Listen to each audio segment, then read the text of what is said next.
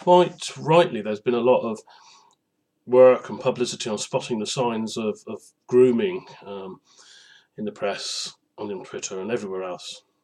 But that really only addresses sort of what I would class as external grooming. Grooming where you're trying to build a relationship with the child.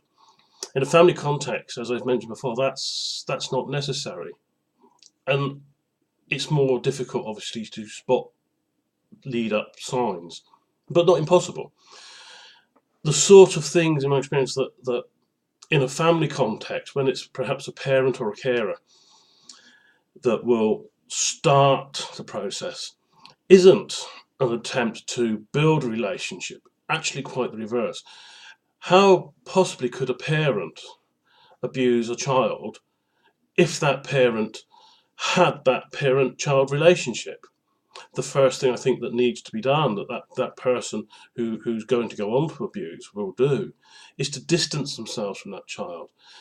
So there'll be some emotional distancing, there quite possibly even sort of physical distancing in sort of a reduction in the sort of physical care.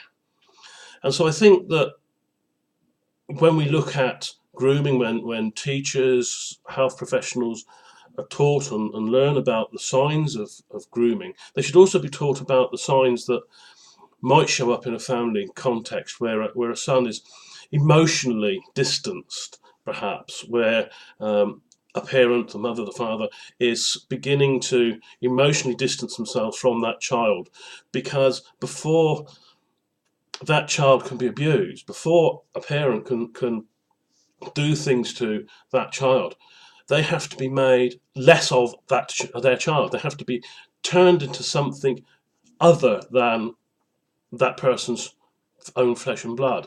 So there has to be that distancing. That child has to be made another. And I think that one of the key elements that needs to be brought into the management of this is an acknowledgement that there is going to be an emotional and a physical distancing in a family context, much more than in an external one.